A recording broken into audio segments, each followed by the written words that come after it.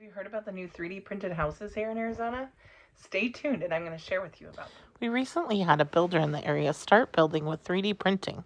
I got the opportunity to tour them today, and I wanted to share a little bit more with you what I learned. I thought we would start first with a tour of the house, and then I'm going to go through and answer some of the questions that I posed the opportunity to some friends and trying to just answer what I think would be the frequently asked questions. So as you can see in this tour, it really looks like a standard model home. There's nothing about it that gives away that it's 3D printed. It has drywall on the inside. The exterior has stucco and then, flooring. It has vinyl and carpet and your typical cabinets and colors and staged like your typical new construction home. Most people kind of assumed maybe the whole house was 3D printed, so let's just kind of break that down a little bit. So it's not the entire house that's 3D printed. If you're familiar with a 3D printer, the idea of a 3D printer, the basic idea is, so say like even the little ones that people have in their houses, like your MakerBot, it's going to have plastic and it prints a line and then it does another and it just kind of follows a pattern. So this is a similar concept, and so it's still considered a 3D printer, but it's not plastic. One of the questions I did get was, would my house melt here in Arizona, especially the Phoenix area? And no. So this is actually a form of concrete. It's a concrete mix. It has some rock in it as well. And so they're basically pouring concrete in a line and following that pattern. So it's not plastic, it's not going to melt. However, it is concrete, much like we do have brick homes here in the Phoenix area.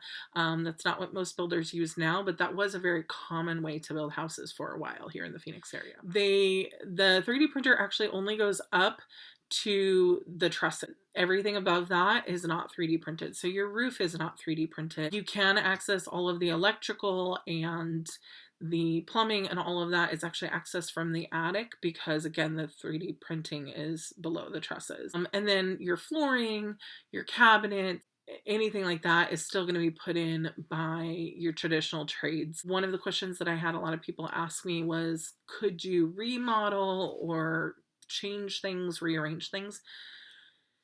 It really isn't intended for remodel. There were some questions about what about for repairs? I mean, it should hold up really well, but what if you had something crazy happen, like a car ran into it or something like that? Who repairs that? And that was something at this point the builder still had questions on, and so hopefully we will get more information on that and I'll update you. But it isn't designed to be something that you remodel. This isn't something you're going to want to go in and knock a wall out at this point. Um, I, the way it was explained to me is that for like electrical, if you had an outlet that you wanted to move up up or down, there's like a tube that where the electrical is, and you can move it within that, but you couldn't move it to the sides. So you are really limited. You can't just add outlets in other places. What I would assume is happening is they're laying the concrete and then there's this part where they stop, and that's that tube where for electrical or plumbing or that kind of things there are some little pockets that they can put things into. I had some questions of, could bugs get in? One person asked, is it bulletproof? Just like any house, I mean, yes, bugs are going to be able to get in through the doorways, through different seams. They're adding drywall after the fact, but like anything, if you don't have a good seam on your windows or your doorways, yes, could you get ants and things in? Of course. And then as far as is it bulletproof, we kind of had a little laugh about that one. It's concrete, so it's going to be a more sturdy substance than what your stick-built houses are built out of, but it definitely isn't something that the builder is standing behind at this point to say that it's bulletproof. One of the other questions also was, is it tornado proof? And again, the general thought with those who are answering questions was that it probably is going to withstand something better than your traditional stick-built house, but it's not something they're in any way guaranteeing or trying to market, a certain wind capacity or anything like that. One of the big questions that I had was about heat and cold, and specifically our climate here in Arizona. We deal a lot with heat, and I mentioned earlier somebody had asked about, would it melt?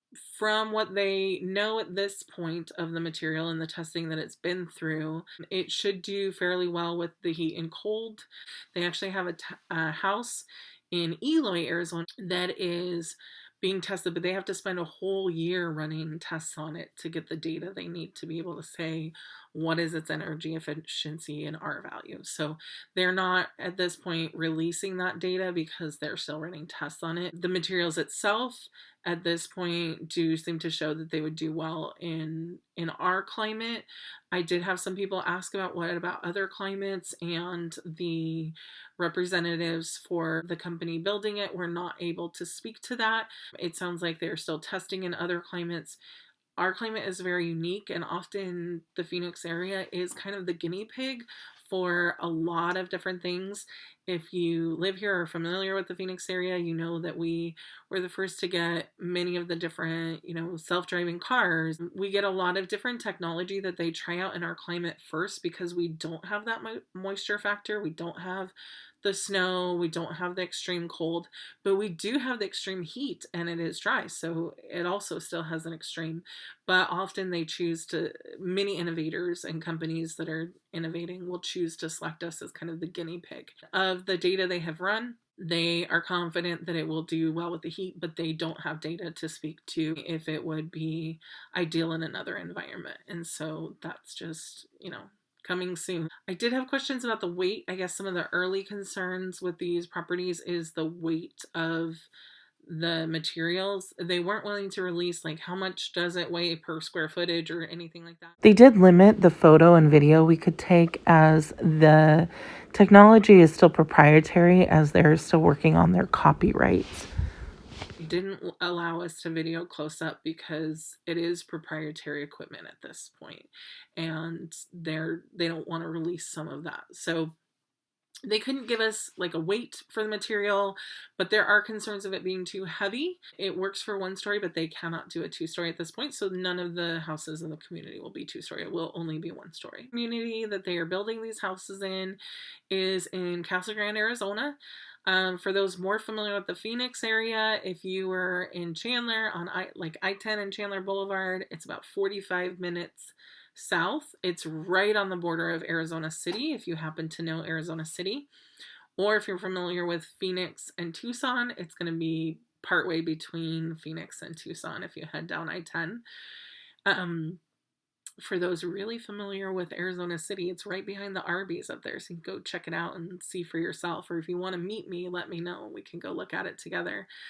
We can actually tour the model, and you can actually see the machines out there working.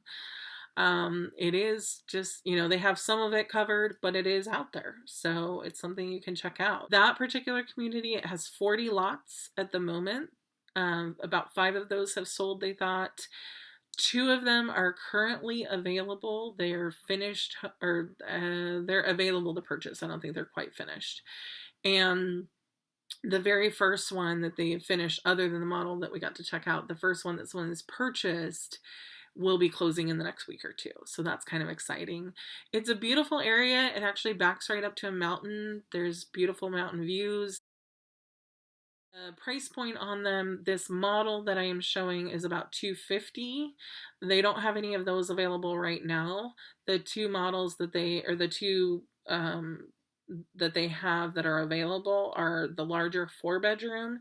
It's actually 1,900 square feet, and it's going for $291,490. I actually have sold a few homes with this builder, and I actually purchased my own home. I have since sold that home, but I have gone through the whole process of building myself with this particular builder. Was not a 3D printed home, but it was still this builder. And it's funny because if you walk through it, the finishes are the same. It's the same. It's literally the same flooring that I had in my house, which, if you know my story, I actually did have an issue with the flooring, but that is something that the builder has since then fixed.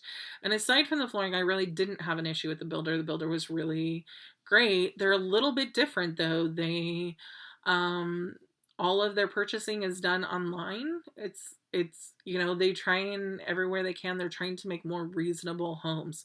Many of us know that there's an issue with affordability for housing, and they're trying to really hit that niche of the people who are looking for a more affordable house. And so for the Phoenix metro area, $291 for a almost 2,000 square foot house, 4-bedroom, is actually pretty reasonable. I did get some questions about jobs. Is this equipment going to take away jobs? And I talked that through with the company.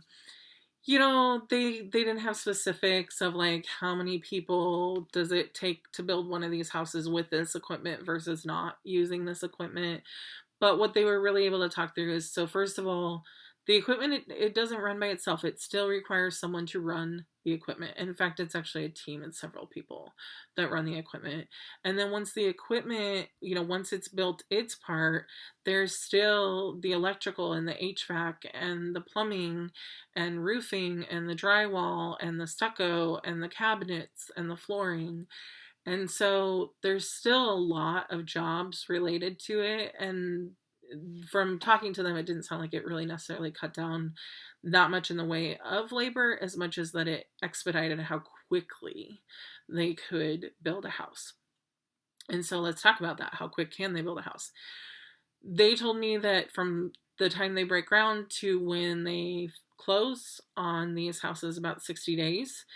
So to me, that didn't seem, it seems faster than what we're running into with new construction right now. I've had clients in the last year that their build took 20 months or 18 months, and a lot of builders you talk to are looking at 12 months out. This particular builder, their house, even their stick-built houses, are not that far out. Their build time is less. They manage to do things. My understanding is they probably actually pay their construction crew better. Whatever the case is, they manage to do things in a way that it is done faster. And so their build times are not as far and as long out. So, the big difference is that it's expedited. I'm not necessarily an expert on that particular area. If one of you works in construction and you can help, let me know. Like, can you build a house in 2 months? I feel like you can definitely build it in like 3 months. I've seen somewhere they're built in 3 months. So it doesn't seem like it's maybe necessarily that much faster as a whole, but maybe in their process it makes it so that it's faster, and so they're able to complete more houses quickly or something like that. For them, that's their big thing. You might also want to know about price point. I gave you kind of an idea of where those particular prices are today, but what does that compare with for another house in that area? And they're actually comparable. They're not cheaper. I had people who thought, well, it should be cheaper because there's less labor involved, but there's actually a lot of money towards the technology. So it's really a trade-off here in Arizona, and really probably a lot of the country, but especially in Arizona, we have a shortage of traits of people who can work, and there just aren't the people who know what they need to do to work in construction or who want to work in construction. And so a lot of our issue in building houses has been this shortage of people who want to build houses. And the thing is that the machine can and will when we don't have people who will. And so, as far as the concern of jobs, I had somebody compare it to like to like your grocery clerk versus, the self-checkout. You're not building your own house. It's not like self-checkout. It's a tool that's being used by the construction crew. It's not replacing, you're not going to suddenly be out there just building your own house using this tool. It's not like you just hit a few buttons and it builds a house. So it's not, it's not quite that. But could it replace some jobs? Sure. The company also expressed that really it's that their jobs would be shifting, and so they would be trained differently. So many of those who are in construction would still have the opportunity to learn to use this equipment. I also asked for this particular equipment, if this builder, do they own it? Is it theirs? And they said, no, it's actually a contractor. So there's actually another contract. There's a company that does the 3D printing, and this builder is just contracting with them to build houses. So they don't own that equipment per se. One other thing I did notice, just if you're familiar with this particular builder, they are known for being a little bit more on the low end. I had one person mention they thought that 3D printing was only going to be for like Habitat for Humanity or something like that. But we really do have an affordability issue with housing. And so even in the houses that people are purchasing, they're just aren't a lot of lower priced houses. And so I can understand it being used in that sense. But if you're familiar with their houses, they tend to not have much in the way of storage, and they tend to have like really narrow kind of hallways and stuff like that.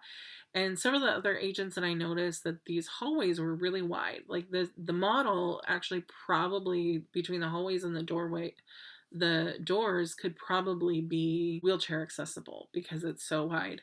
And then I was amazed at how wide and big the closets were for this builder, because this builder doesn't usually do bigger closets, which made me wonder if maybe that was a restriction of the machine, like maybe it doesn't do as narrow of turns or something like that. I'm not sure if that's the case, but it was kind of nice to see, a house in a lower price point that actually had some good storage. If you're interested in this at all, I'm definitely happy to answer any questions or help you find information. I'm happy to help you find that out, or if you want to check it out. If you're interested in anything else related to real estate, hit me up. I'll put my contact info below, and I hope you have a great day.